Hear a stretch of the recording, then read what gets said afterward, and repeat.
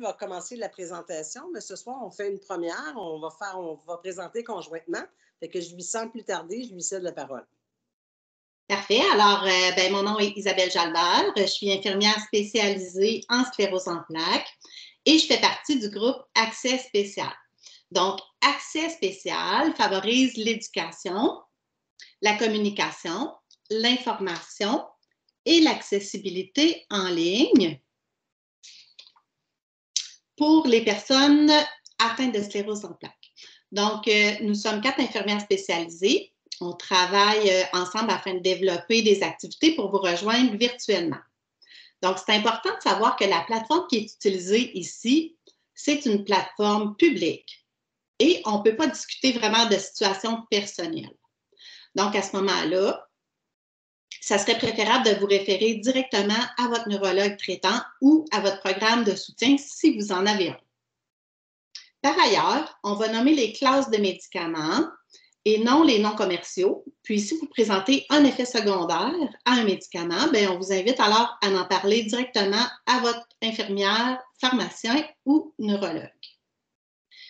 Puis aussi, pour ce soir, si vous avez des questions pendant la présentation, on vous propose là, de les adresser directement comme lors des autres webinaires dans la boîte de clavardage. Comme ça, ma collègue Judith Brouillette va pouvoir y répondre par écrit au fur et à mesure. Puis, à la fin, il y a une période aussi de questions qui est prévue pour discussion, puis répondre de façon plus élaborée aussi à certaines interrogations que vous aurez posées dans le chat. Donc, la présentation de ce soir, on va reculer la diapositive. Je ne vais pas assez vite. Donc, la présentation de ce soir, c'est notre 7e webinaire. Puis, j'en profite pour vous rappeler aussi que vous pouvez là, toujours aller sur le site de la Société pour trouver les liens qui vous permettent de visionner les webinaires, les premiers qu'on a faits. Puis, aussi, tout simplement, vous pouvez aller directement sur YouTube pour en avoir accès. Donc, voici le plan de la présentation de ce soir. En fait, le webinaire va porter sur comment prendre notre suivi neurologique en main. Donc, c'est ça. Le plan de la présentation est le suivant. On va vous présenter votre équipe que vous connaissez probablement, mais on va la définir. On va discuter de votre rôle comme acteur principal de votre condition. On va parler du rôle du médecin de famille. On va départager un peu qui fait quoi. Votre équipe de SP, donc le rôle du neurologue, on va aborder l'examen neurologique, la DSS, le rôle de votre infirmière spécialisée, le rôle de l'agente administrative.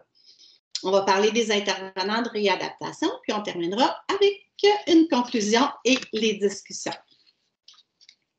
Donc, qui est votre équipe?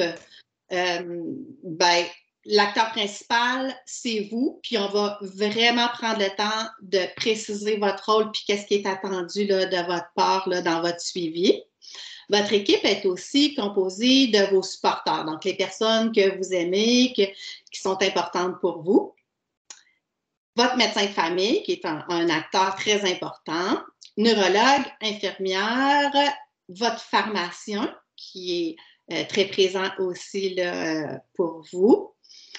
On va, c'est ça, le CILSC qui peut vous offrir des bons services, puis d'autres acteurs qui peuvent venir s'ajouter dans votre équipe, comme par exemple, là, on a mis psychologue, massothérapeute, les centres de réadaptation, etc. Donc maintenant, je vais passer la parole à Josée qui va préciser votre rôle en tant qu'acteur principal. Merci Isabelle.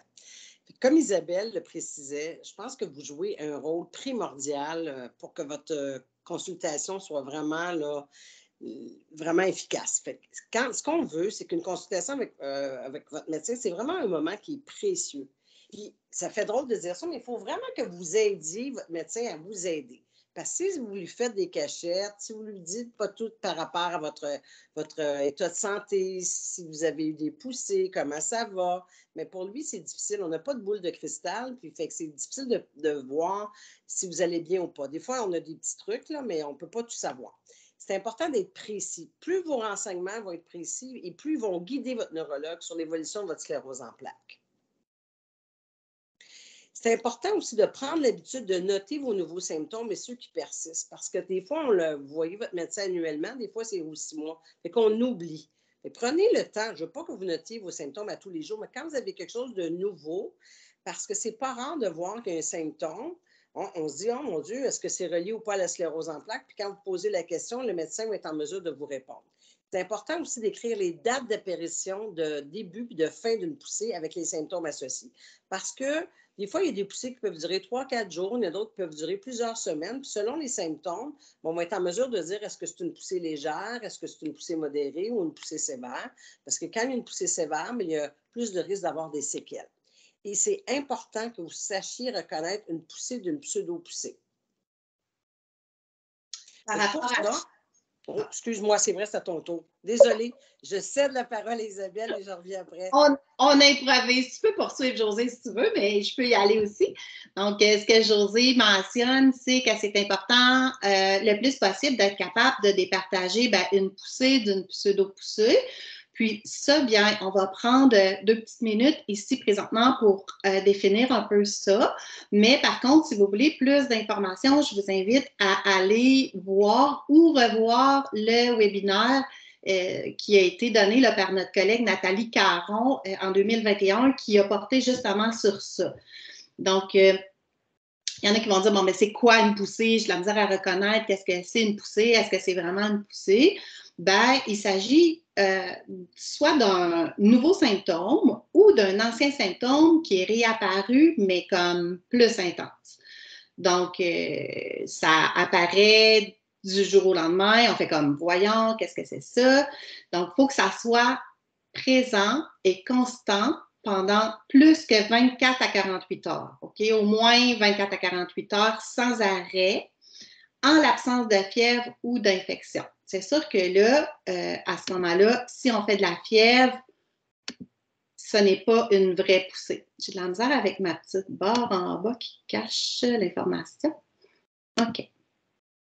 Donc, on parle là qu'une poussée peut durer en moyenne de 3 à 12 semaines, parfois moins longtemps, parfois plus longtemps. Ça peut même aller jusqu'à 1 an pour dire que si la poussée a débuté il y a 1 an, puis j'ai encore des symptômes, bien, à ce moment-là, on peut penser que les symptômes vont persister. On a 1 an là, pour espérer améliorer de nos symptômes. Prochaine. Qu'est-ce que c'est une pseudo-poussée? Ben, c'est une fausse poussée.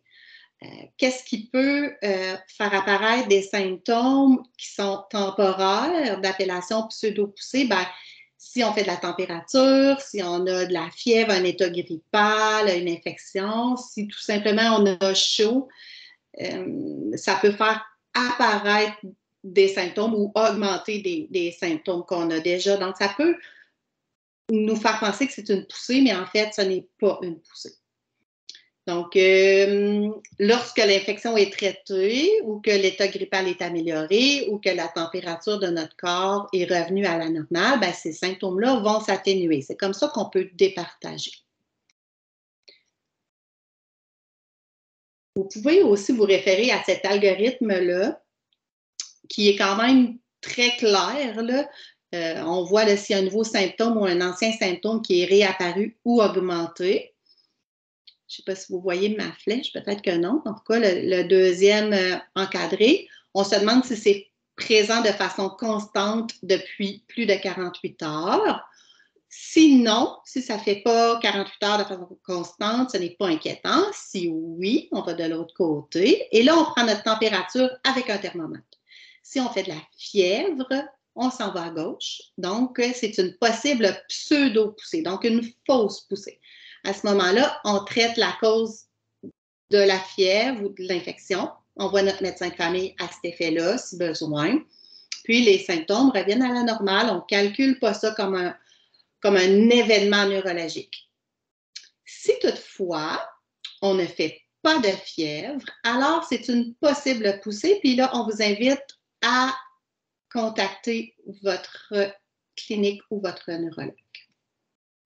Donc, mais comme je vous disais, si vous voulez plus d'informations sur ça, là, je vous réfère. Là, il y a beaucoup d'informations aussi par rapport à ça dans la bibliothèque là, de la Société canadienne de la sclérose en plaques, aussi nos webinaires. Donc, je vais passer la parole à Josée qui va parler de votre très grand rôle lors de la consultation. Bon, la première des choses, c'est important d'apporter la liste de vos médicaments et ceux qui sont à renouveler. Souvent, vous pouvez demander au pharmacien, il peut vous imprimer une liste. Comme ça, on est certain d'avoir la liste à jour. Il faut aussi mentionner tous les produits naturels que vous prenez et en vente libre parce que, curieusement, même si c'est des produits naturels, des fois, il peut y avoir des interactions avec des médicaments qui vous sont prescrits. Et il faut aussi demander vos autres ordonnances. Si vous avez besoin d'une canne, une ordonnance pour la massothérapie, votre requête, si vous prenez un traitement modificateur de la maladie, mais souvent, vous avez des bilans sanguins à faire. Demandez votre requête pour votre bilan de santé, votre bilan sanguin. Si vous avez besoin d'un arrêt de travail qui nécessite un papier, demandez-le. Ou des fois, vous avez besoin de faire remplir des formulaires d'assurance justement pour votre arrêt de travail. C'est pas rare que le médecin ne pourra pas le remplir sur place. Mais au moins, remettez-lui, puis comme ça, il y aura votre note, puis ça va être plus facile pour lui de compléter ça.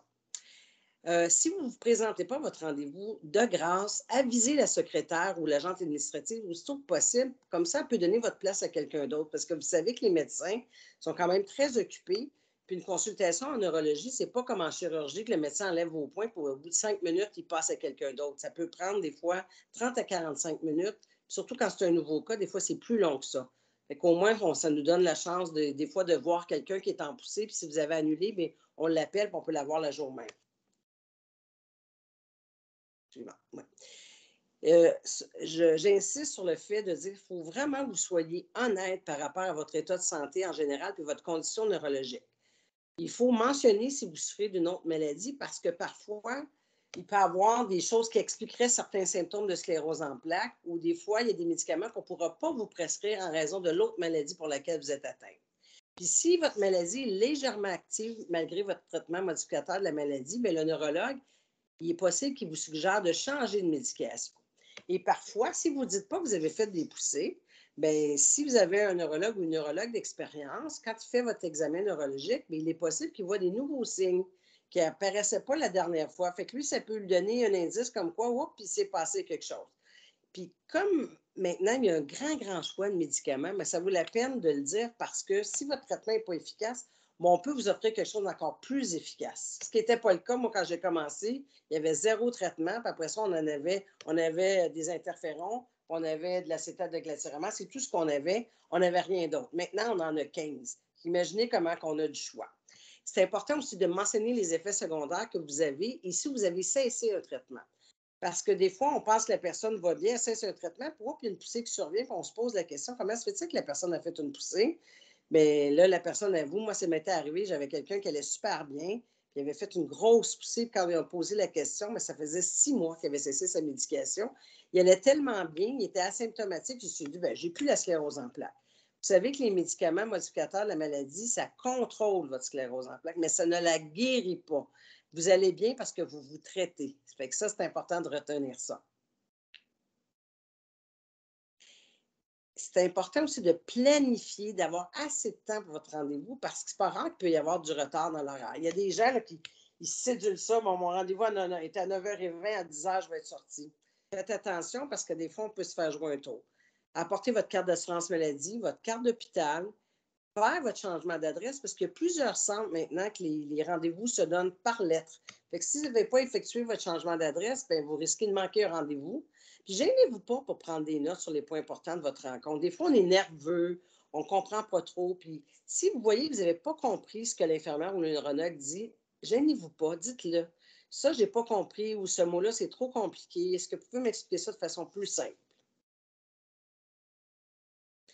Osez poser des questions, puis dites-le là, comme je l'ai dit, si vous ne comprenez pas les explications.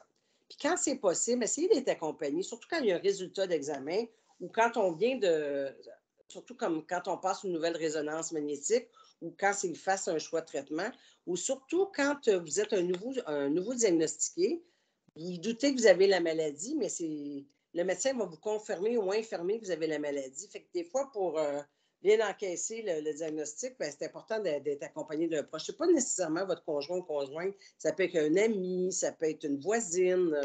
Ça peut être un parent, c'est quelqu'un de significatif pour vous. Apportez vos formulaires à compléter, que ce soit pour les assurances, pour les médicaments d'exception, ou bien votre fameux, qu'on appelle le M28 pour le permis de conduire. Parce que vous savez, lorsqu'on a la sclérose en plaques, il faut déclarer à la SAC qu'on est atteint de sclérose en plaques. Ça vous cause pas de préjudice. La seule chose, c'est qu'au contraire, c'est que lorsque on remplit ce formulaire-là, surtout si vous avez un examen neurologique qui est complètement normal, puis là, vous avez un accident d'auto, puis suite à votre accident d'auto, vous développez une faiblesse dans une jambe ou une incapacité, mais vous allez avoir une preuve écrite comme quoi, avant votre accident, vous n'aviez aucun déficit neurologique. Fait que dans les faits, ça vous protège de faire remplir votre M28. Détail important, apportez vos lunettes parce que le médecin va vous faire un test de la vue. Portez des chaussures ou des bottes confortables, surtout si vous prenez un médicament qui aide à votre mobilité, parce qu'il est possible qu'on vous réévalue en vous faisant un test de marche. Puis des fois, le médecin va aller gratter sous votre pied pour voir, là, pour vérifier certains réflexes. Fait que si vous avez des chaussures qui sont très difficiles à enlever, bien, c'est pas évident. Portez des vêtements qui sont amples et confortables. Puis prévoyez une collation puis de l'eau, surtout si vous avez des médicaments à prendre. Puis si jamais il y a un retard, puis vous êtes quelqu'un qui est diabétique, bien, c'est important de prendre vos repas à heure fixe. Puis présentez-vous avec l'aide technique que vous utilisez, que ce soit une canne, une orthèse ou autre, parce que tout à l'heure, quand je vais vous parler du fameux EDSS, bien ça peut influencer la cote sur le EDSS. Fait que pensez, si jamais vous prenez toujours une canne pour marcher, bien, utilisez-la, parce que d'une fois à l'autre, ça peut changer le résultat de votre EDSS. Je cède la parole à Isabelle.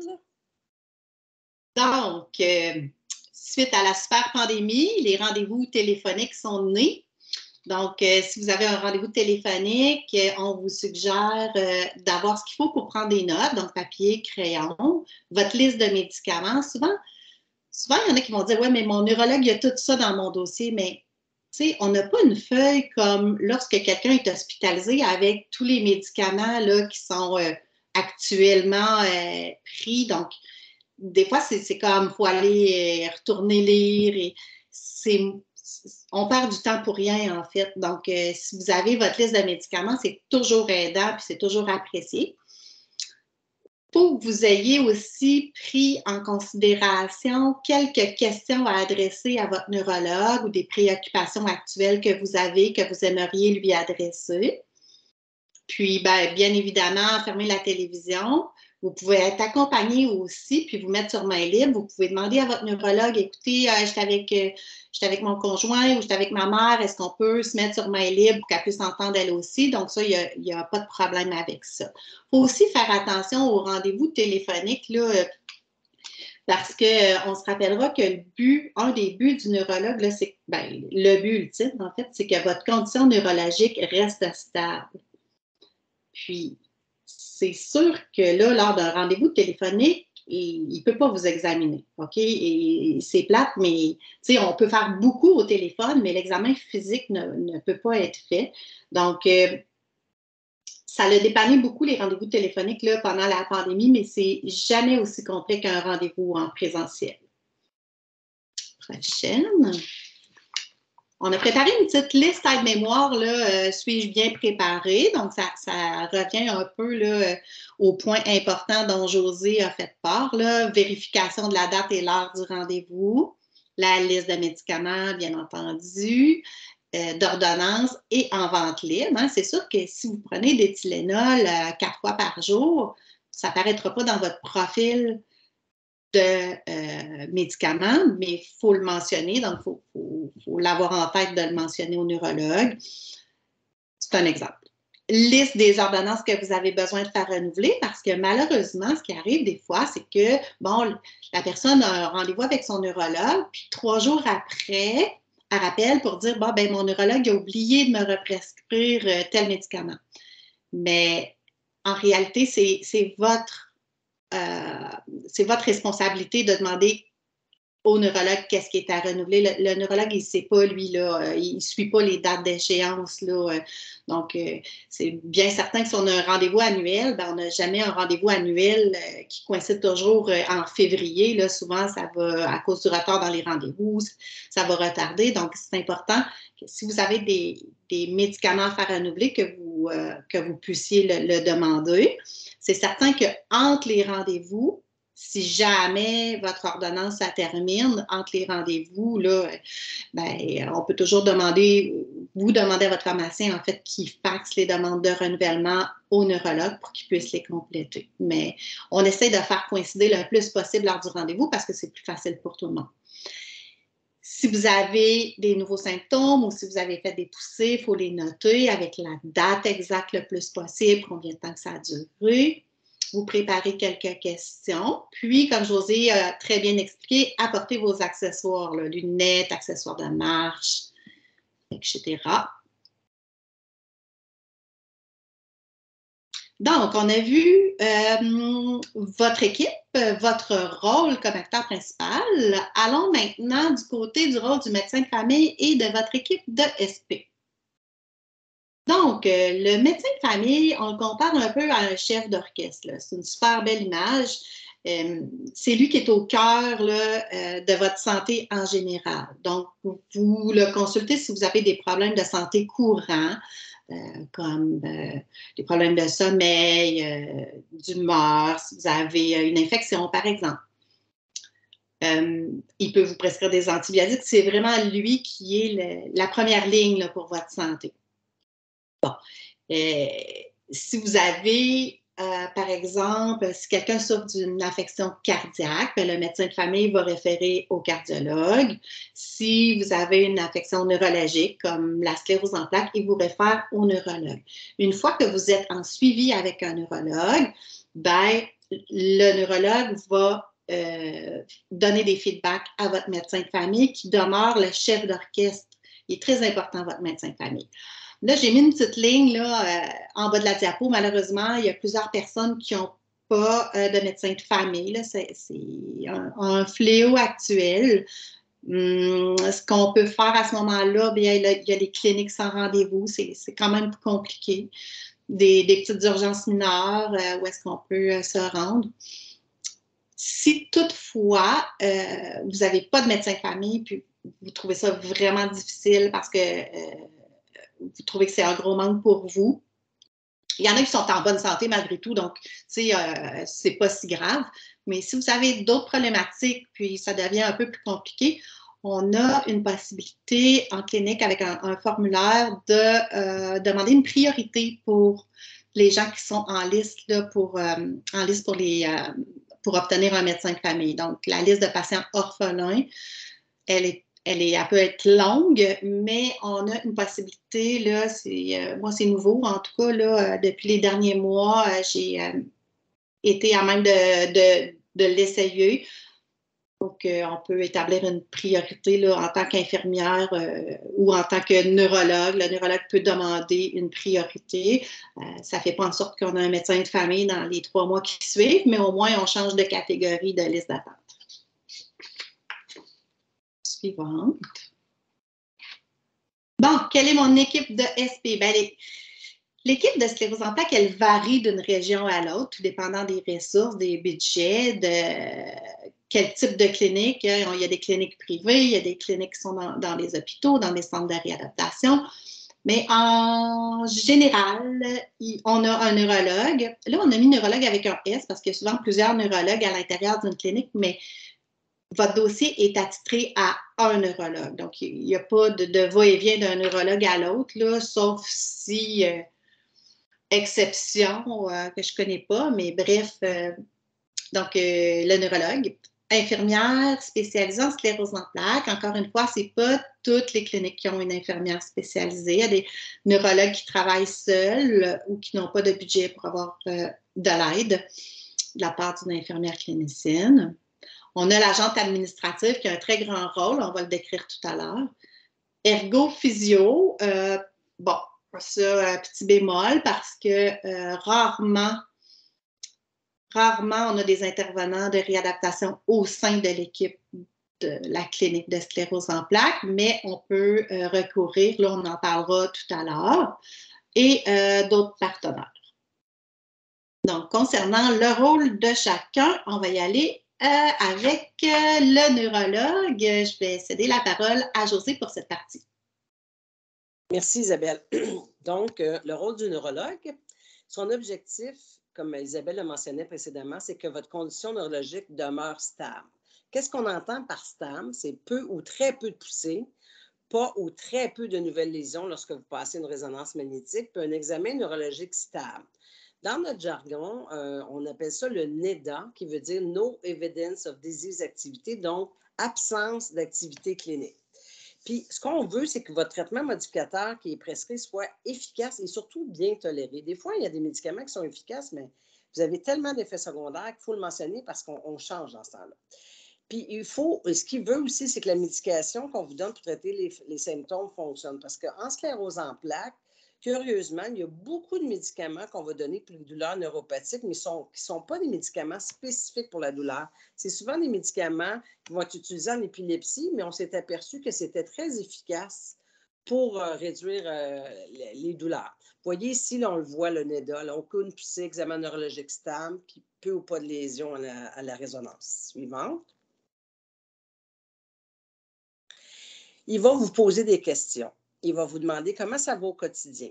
Il va vous demander aussi comment ça va au niveau de votre concentration. Il y a certaines cliniques, moi où je travaillais, c'est moi qui débroussaillais. Là. Je posais des questions sur la condition, est-ce que les gens étaient stables, mieux, moins bien, est-ce qu'il y avait des nouveaux symptômes, est-ce qu'il y avait au niveau de la familiale, est-ce qu'il y avait des choses qui avaient changé. Puis le médecin, souvent, ce qu'on faisait des petites flèches vis-à-vis ce qui était nouveau. Puis là, il va s'attarder vraiment aux choses qui sont nouvelles. Bon, au niveau de votre mémoire, votre humeur a-t-il changé, votre vision. Si vous commencez à lui dire, ma vision a baissé, j'ai l'impression que je vois double ou embrouillé, mais là, il va peut-être porter une attention particulière sur votre vision. Avez-vous des douleurs? Si vous avez des douleurs, c'est important de les décrire. Des fois, il y a des gens qui disent, j'ai mal. Bien, c'est parce que j'ai mal. Je ne sais pas si vous le savez, mais c'est assez vaste. Au niveau des troubles urinaires, bon, c'est quoi vos troubles urinaires? Est-ce que vous vous levez 3-4 fois par nuit? Vous savez, 3-4 fois par nuit, c'est pas normal de se lever 3-4 fois par nuit. Une fois, c'est considéré comme normal. Bon, ça peut être un trouble urinaire, comme je dis, de la nicturie, mais des fois, il y a un trouble urinaire parce qu'il y a une infection sous-jacente. Il faut traiter l'infection urinaire, puis dès que l'infection est traitée, bien, le trouble urinaire disparaît. C'est important d'être précis, puis de prendre des notes comme ça. C'est plus facile de donner les bonnes réponses à votre médecin. Bon, c'est quoi le fameux examen neurologique? Des fois, vous vous demandez, qu'est-ce qu'il fait mon médecin? Il va vérifier la force au niveau de vos bras, de vos jambes, vos réflexes. Il va regarder si une perte ou une augmentation de la sensibilité. Comment il fait ça? C'est qu'au niveau de la force, souvent, il va vous faire forcer. Il va dire forcez contre moi, ou il va vous faire essayer de plier votre jambe.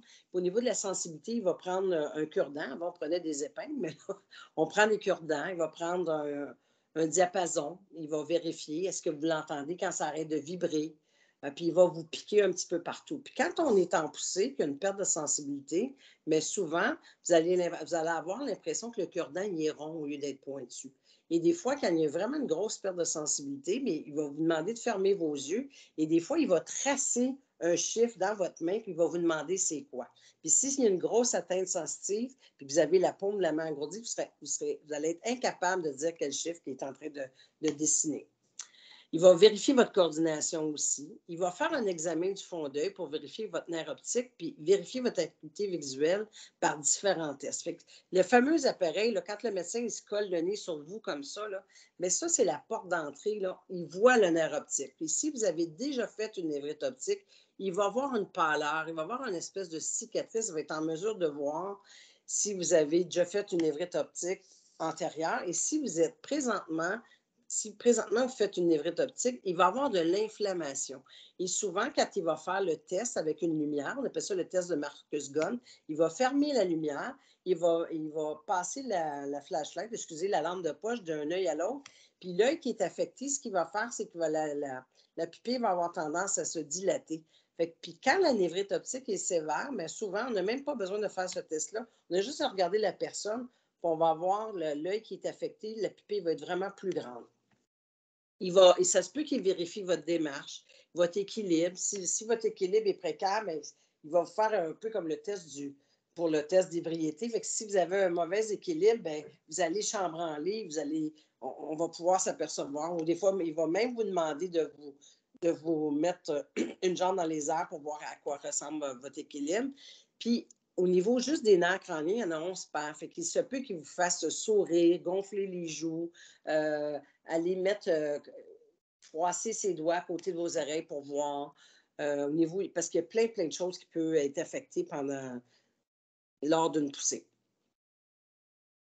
Le fameux EDSS, qu'est-ce que c'est? C'est l'échelle d'incapacité qui est le plus utilisé au niveau mondial, internationalement, pour comptabiliser les incapacités. Le premier qui a décrit ça, c'était Dr. John Kursky. Et c'est sûr que ce n'est pas une échelle qui est parfaite parce que d'un neurologue à l'autre et d'une fois à l'autre, votre examen peut changer. Et même dans la journée, je vous donne un exemple. Si vous allez voir le médecin le matin, mais c'est probable que vous soyez plus en forme, puis que votre démarche soit meilleure, puis que vous soyez moins engourdi. Tandis que le soir, c'est plus fatigué, vous êtes le dernier patient de la journée, bien, il est possible que votre examen soit moins bon. Fait que ça, des fois, on en tient compte. Puis pourquoi c'est si important d'utiliser la cote EDSS, c'est que cette cote-là, elle est requise pour chaque demande de médicaments modificateurs de la maladie.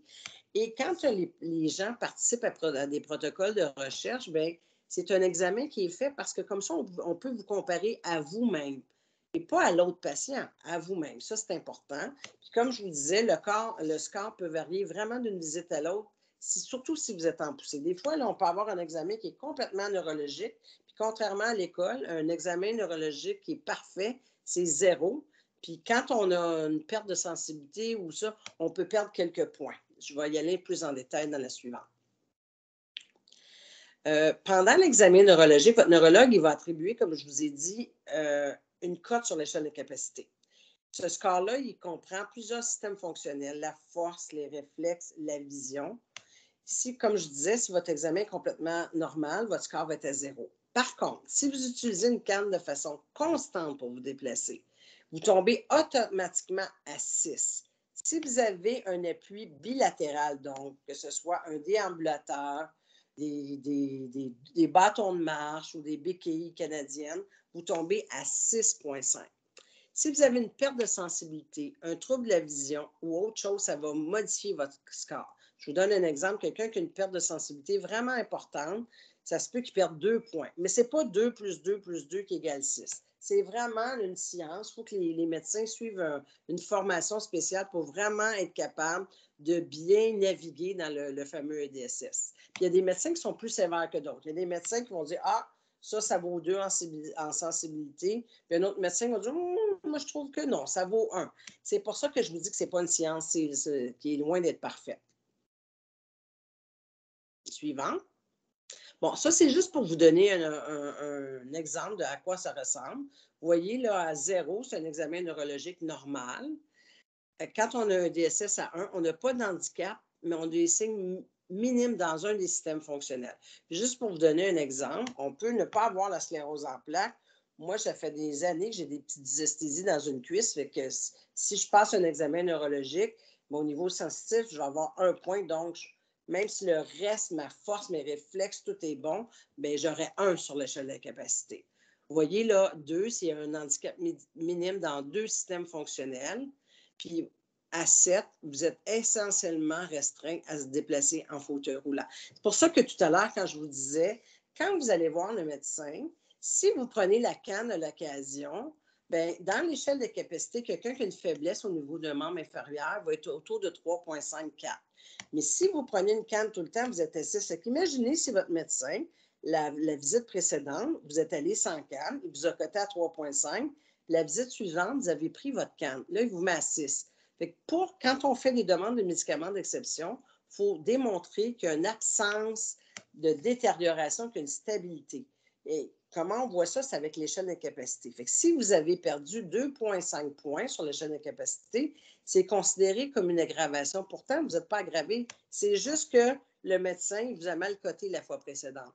Fait que soyez vraiment, là, je vous dirais que ça, c'est un aspect qui est vraiment important parce que ça peut faire en sorte que votre médicament soit refusé. Je cède la parole à Isabelle. Parfait. Ben, merci, Josée. On serait rendu au rôle de l'infirmière clinicienne. On dit que c'est un rôle de guide. En fait, c'est le point de contact avec la clinique. Si vous avez des inquiétudes ou des questions sur votre condition neurologique, l'infirmière va prodiguer de l'enseignement sur la sclérose en plaques, des conseils sur la gestion des symptômes, des médicaments, des traitements modificateurs de la maladie, sur la gestion des poussées. C'est une cheerleader, c'est une confidente, c'est la personne ressource qui fait le lien entre vous et votre neurologue. Puis, elle peut aussi vous diriger là, vers les différents professionnels de la santé. Moi, je dirais que le rôle essentiellement de l'infirmière, c'est un rôle de coach. Puis, notre but, en fait, c'est d'aider la personne à faire la vie la plus normale possible en présence de la SP. Donc, personne ressource, la personne de référence pour vos proches, tout en respectant la confidentialité. On fait le lien avec le pharmacien, avec le médecin de famille au besoin, pour vous diriger aussi vers les bonnes ressources. On ne l'a pas inscrit, mais pour les personnes qui prennent un traitement modificateur de la maladie, l'infirmière collabore énormément avec les programmes de support, autant pour l'acceptation au niveau du remboursement, pour débuter le traitement, pour la gestion des effets secondaires s'il y a lieu, pour tout ce qui a rapport au suivi. Donc, on est au cœur du suivi neurologique. Et je peux ajouter aussi, Isabelle, souvent l'infirmière, ça va être elle qui va faire le lien entre les CLSC, qui va faire les demandes, des fois conjointement avec le neurologue, si vous avez besoin de physiothérapie, de réadaptation, mais c'est souvent elle qui va être en contact avec les ergo-physio. Fait que c'est vraiment la personne qui vous connaît le mieux. À un moment donné, on ne devient pas votre meilleur ami, mais on est celle probablement qui vous connaît le mieux par rapport à votre maladie. Puis probablement qu'on est en mesure aussi de vous faire de l'enseignement au fur et à mesure que votre maladie évolue et change, ou quand vous avez besoin d'un changement de traitement, bien, vous allez souvent rencontrer l'infirmière qui, elle, va vous expliquer l'efficacité, les effets secondaires, la routine à suivre, le bilan sanguin, etc. Je te laisse continuer, désolée. Oh, aucun problème, c'est parfait, Josée. C'est un bel ajout, puis on pourrait en parler longtemps parce que notre rôle est quasi infini. Mais ouais, c'est ça. Puis c'est important de développer une belle relation de confiance avec l'infirmière parce que justement, comme tu dis, Josée, le suivi est à long terme. Hein, donc, ça devient une relation privilégiée parce qu'on se suit à travers les années. Donc, c'est vraiment bien. Le rôle de l'agente administrative, c'est elle qui donne ou confirme votre rendez-vous. Là, je suis allée un peu en général parce que ça peut changer d'une clinique à l'autre au niveau des rôles. Mais normalement, la secrétaire va être la personne de référence pour les rendez-vous. Elle s'assure que les formulaires soient complétés et acheminés aux bons endroits. Donc, les formulaires, que ce soit d'assurance, de médicaments d'exception, les M28, comme Josée parlait tantôt pour la SAC, etc. Elle envoie aussi par télécopieur les renouvellements d'ordonnances à votre pharmacie. Elle envoie votre rapport de visite au médecin traitant. Hein, comme on disait tantôt, chaque fois que vous voyez le neurologue, normalement, un rapport ou une lettre décrivant la visite est acheminée à votre médecin de famille. Donc, souvent, c'est la secrétaire qui va s'occuper de cet aspect-là, de ce rôle-là. C'est elle qui effectue là, vos changements d'adresse au dossier, qui transmet vos messages téléphoniques aussi à l'infirmière ou au neurologue si toutefois vous n'avez pas d'infirmière. Et puis, malheureusement, il y a certaines cliniques qui n'ont pas d'agente administrative, donc c'est l'infirmière qui doit donner les rendez-vous et assurer toutes les tâches qui paraissent dans cette diapositive. Donc, c'est quand même très triste de couper des budgets au niveau d'une secrétaire. Ceci étant dit, prochaine diapo.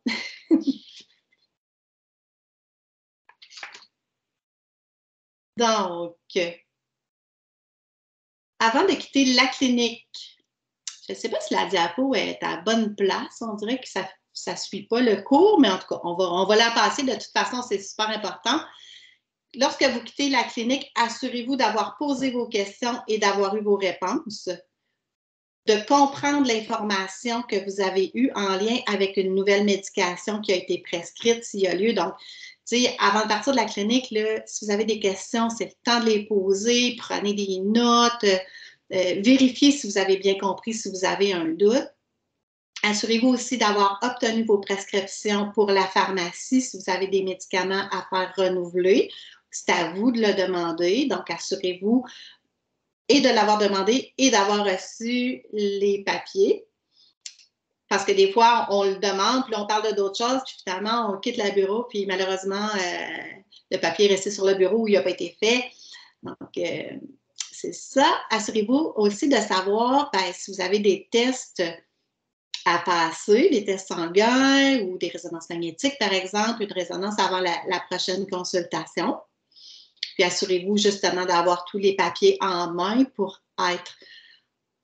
pouvoir prendre en charge votre suivi d'ici le prochain rendez-vous. Puis savoir aussi justement quand est prévu le prochain rendez-vous. Est-ce que c'est dans 6 mois, dans 9 mois, dans 1 an? Bien, c'est important là, pour vous de le savoir pour bien vous préparer d'ici là. Bon, revenons aux pharmaciens. Donc, le pharmacien est un acteur très important là, dans votre suivi. Le pharmacien, en plus de vous servir les médicaments, il doit vous aviser si vous avez besoin de renouvellement. Si c'est votre dernier mois qu'il vous sert, il doit vous dire, bien, organise-toi pour faire renouveler ta prescription. Mais là, à ce moment-là, c'est à vous de dire, bien, est-ce que c'est possible de faxer une demande de renouvellement à la clinique de sclérose en plaques ou à mon neurologue? À ce moment-là, la clinique reçoit la demande de renouvellement, le neurologue n'a qu'à signer, donc ça évite vraiment les erreurs de represcription là, entre les rendez-vous. Le pharmacien achemine les...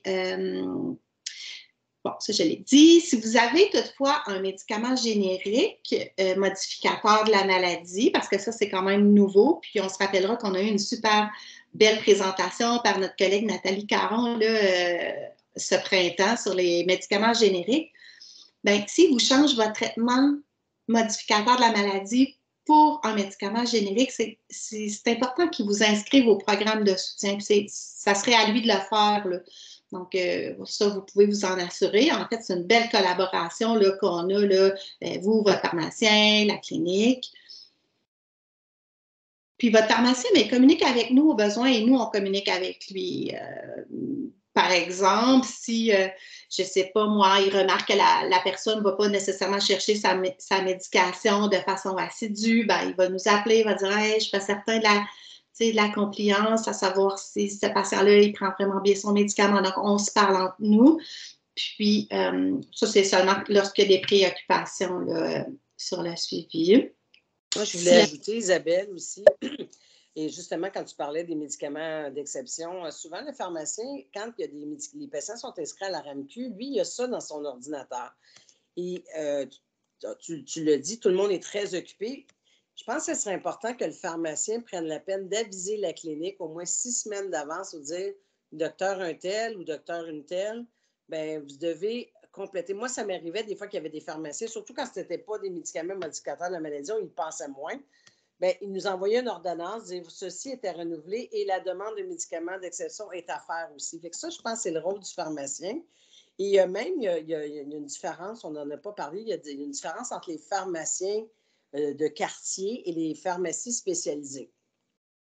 Je vous dirais que ce qui est important, peu importe si vous avez un pharmacien de quartier ou une pharmacie spécialisée, c'est que si vous vous sentez en confiance avec le pharmacien avec lequel vous faites affaire, ne changez pas. Si vous êtes déjà en pharmacie de spécialité, puis vous tombez avec un médicament générique, puis vous êtes très bien servi, mais ne changez pas parce que lui, il connaît déjà votre dossier, il vous connaît bien, puis même des fois, les pharmacies de spécialité vont même prendre la peine de vérifier vos résultats sanguins, puis s'il y a quelque chose, bien, ils vont rentrer en contact avec la clinique de sclérose en plaques pour nous aviser. Parce que les infirmières, on vérifie, les médecins vérifient, mais ça se peut des fois que quelqu'un, un résultat tombe en 2 chaises et qu'on ne le voit pas. Fait que ça nous fait une autre paire de yeux là, qui surveille là, par rapport à ça. Oui. Puis par rapport aux médicaments d'exception, ben là, c'est en train de changer là, au niveau de la procédure. Donc, on s'arrangeait beaucoup avec les programmes de support pour avoir la date de renouvellement, procéder à la demande. Ça se faisait un peu dans l'ombre là, par rapport à vous parce qu'on prenait tout ça en charge.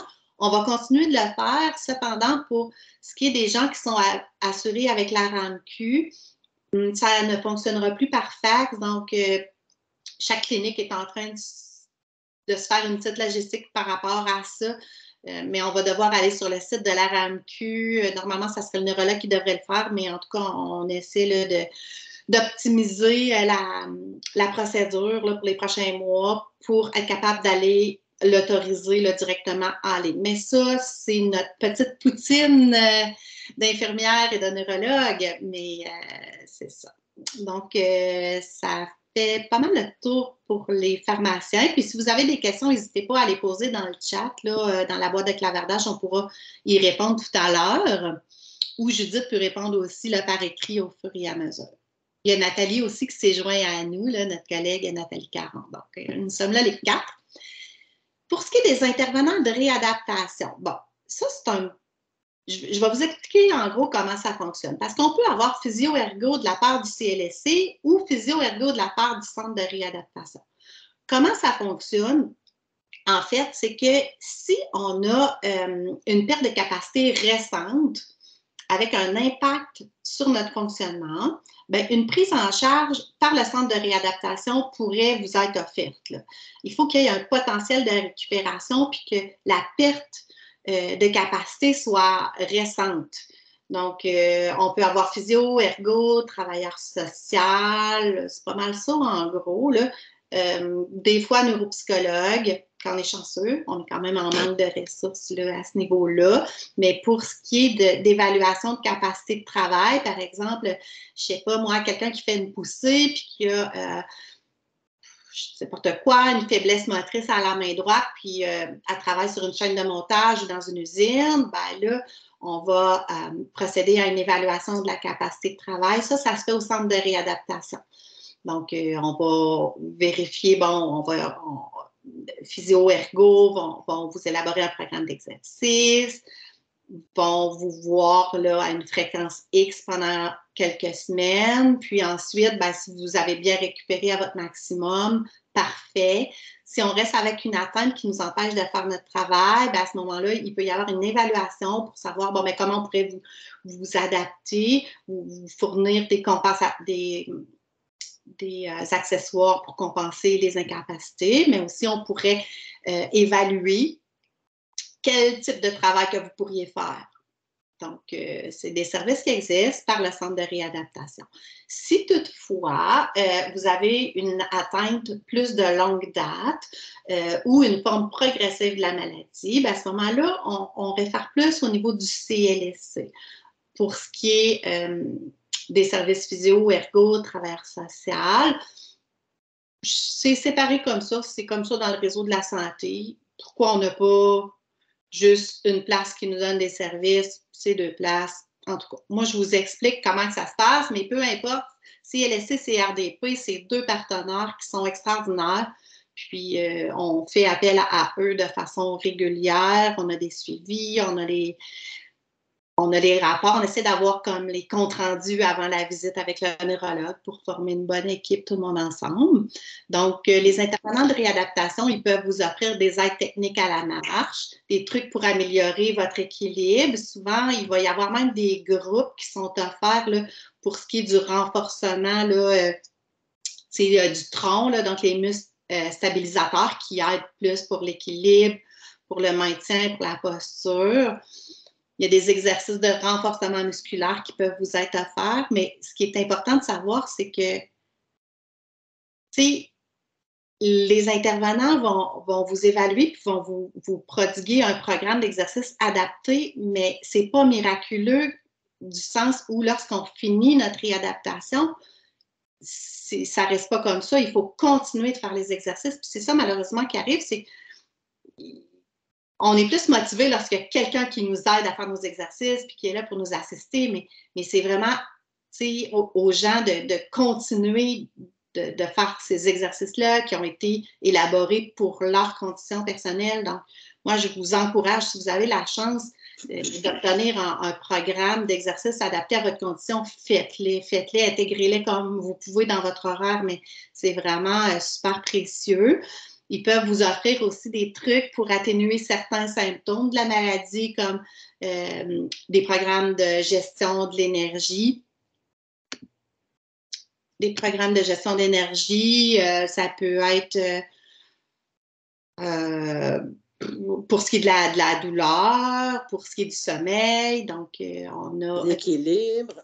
Oui. Moi, je voulais ajouter aussi, parfois quand les gens ont des troubles cognitifs, puis au niveau du travail, ça ne fonctionne pas, bien, il y a certains centres qui offrent une évaluation neuropsychologique. Puis grâce à ça, c'est quand on est capable de démontrer que votre atteinte de mémoire nuit vraiment à votre travail. Moi, je me souviens d'une patiente, entre autres, qui était secrétaire à l'Institut de cardiologie, puis elle ne fonctionnait plus. Puis au début, elle n'était pas capable de l'admettre. Puis plus ça allait, plus sa patronne lui donnait des tâches simples. Et comme c'était une excellente employée, ça faisait déjà 25-30 ans qu'elle était là, elle m'a dit, j'aimerais ça l'aider. Elle dit, je ne veux pas qu'elle perde son emploi. On l'a fait évaluer. Puis à l'évaluation, la neuropsychologue lui a démontré qu'elle n'était plus capable de faire de tâches complexes. Puis elle a réalisé d'elle-même en faisant les tests. Puis grâce à ça, elle était capable de tomber en invalidité, de ne pas perdre son emploi. Fait que ça, c'est quelque chose qui existe aussi. Puis ce n'est pas tous les centres qui l'offrent. Parfois, il faut payer, mais des fois, ça vaut la peine justement pour éviter de perdre un emploi parce qu'on ne fonctionne plus ou on fait beaucoup d'erreurs. Les gens vont nous dire, bien, je fais des erreurs, je n'arrive plus à retenir des trucs, je ne suis plus capable d'apprendre des nouvelles choses, mais ça vaut la peine justement pour éviter plein de problèmes avec l'employeur. Oui.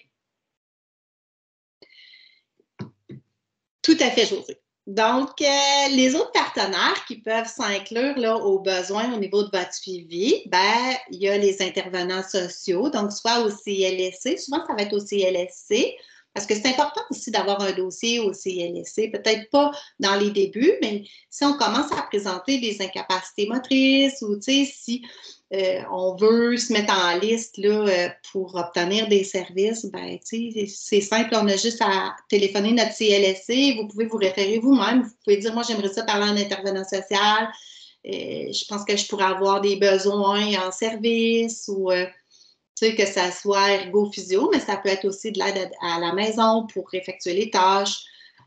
Si vous n'en avez pas besoin, parfait. Mais si vous en avez besoin, bien, vous pouvez appeler vous-même. Là. Vous n'avez pas besoin d'une référence d'un professionnel de la santé pour appeler au CLSC. Psychologue, ça c'est un peu plus rare dans le réseau de la santé. Ressources très difficiles à obtenir, mais au CLSC, souvent, on peut trouver un psychologue, tout dépendant des régions. Sinon, dans le privé, certaines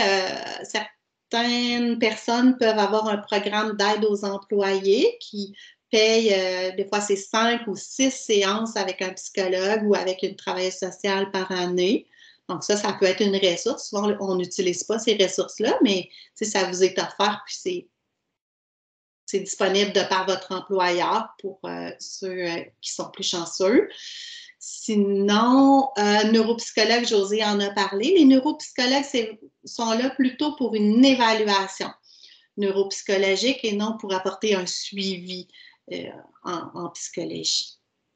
Les neuropsychologues, il y en a dans les hôpitaux, dans les centres de réadaptation, puis au privé aussi. Une évaluation neuropsychologique au privé, il faut compter peut-être 1 200, 1 400 $. Mais on n'a pas d'attente. Fait que ça, c'est quand même bien. Puis il y a certains plans d'assurance qui remboursent une partie des frais. Si vous avez un assureur privé.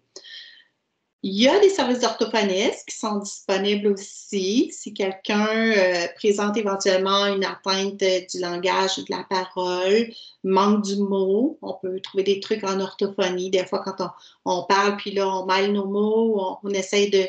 On a de la difficulté à aller chercher quel mot on veut dire. Ça peut être une ressource. Pour la dysphagie aussi, s'il y a des gens qui souffrent de difficulté à avaler ou on s'étouffe, à ce moment-là, ça peut... Mais c'est très, très rare. C'est très rare, mais c'est une ressource qui existe. Souvent, ils vont travailler en collaboration avec une nutritionniste. Puis là, ben, dans le privé, on a tous les autres professionnels, hein, ostéopathes, acupuncteurs, massothérapeutes, nutritionnistes, j'en ai parlé, mais il y en a qui vont me dire ah, moi, mon ostéopathe, il me fait tellement du bien, par exemple, pour mes migraines. Bon, ben parfait. C'est illimiter les ressources, là, les types de professionnels qui peuvent nous aider, là, il y en a une panoplie. Puis, dépendant des régions, ben, il y en a qui ont des réputations pour telle ou telle aide possible. Mais c'est ça. Donc, je pense que ça fait pas mal le tour. Josée, je ne sais pas si tu voulais rajouter quelque chose. Non, je pense que, comme tu dis, puis d'une région à l'autre, puis il y avait beaucoup de commentaires dans le chat. Il y a des gens qui disent mon CLSC refuse de me donner des soins de physio. Malheureusement, la façon dont ça fonctionne dans les CLSC, j'ai appris ça à mes dépens. Il y a certains CLSC qui vont privilégier les personnes âgées parce que dans le territoire qu'ils desservent, il y a beaucoup plus de personnes âgées. Il y a d'autres CLSC, ça va être plus les personnes à mobilité réduite, d'autres, ça va être la petite enfance, d'autres, ça va être santé mentale. Puis on dirait que quand on ne fait pas partie de la clientèle qui desserve le plus, bien, malheureusement, on est comme négligé. C'est malheureux. Puis chaque CLSC n'offre pas les mêmes programmes. Fait que ça, il ne faut pas se fier là-dessus. Il y a un CLSC qui peut vous offrir, comme Isabelle disait, 6 séances de psychologue gratuites, puis il y a d'autres CLSC qui n'ont plus de psychologue. Fait que il faut vraiment, comme Isabelle disait, appeler à votre CLSC, demander. Puis il y a même des centres de réadaptation comme à Lucie Bruno. Ils offraient un programme pour les nouveaux parents.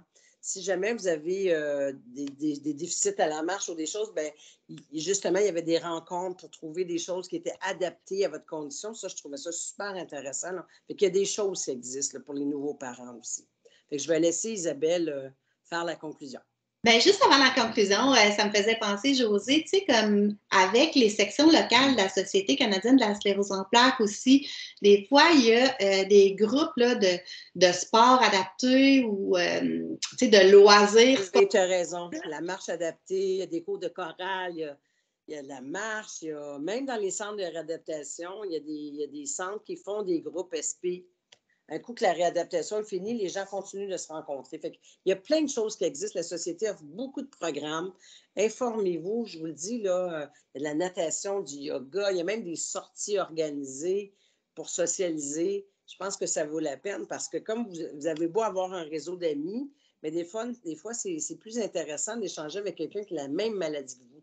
Parce que votre famille, vos amis, votre conjointe a beau comprendre, mais ils n'ont pas la sclérose en plaques. D'échanger avec quelqu'un qui a la même maladie que vous, mais des fois, on se sent compris et on se sent entendu aussi. Absolument. Puis, tu sais, quelqu'un qui fait partie d'un groupe, par exemple, de yoga ou de kiné avec la société, ben, ce qui est bien, c'est que si ça clique avec l'intervenant, ça n'empêche pas que à côté, vous pouvez peut-être vous payer une séance ou deux en privé juste pour qu'il puisse vous élaborer un programme d'exercice. Je sais que dans certaines régions, il y a des kinésiologues qui sont super impliqués là, et des éducateurs physiques qui sont impliqués là, pour les gens qui ont la SP. Donc, ça peut être une ressource aussi. Donc, en conclusion, bien, assurez-vous que votre visite avec le neurologue soit profitable. Comme Josée disait, ben, c'est un privilège. Hein? Tu sais, on est au Québec, on a des soins de santé gratuits.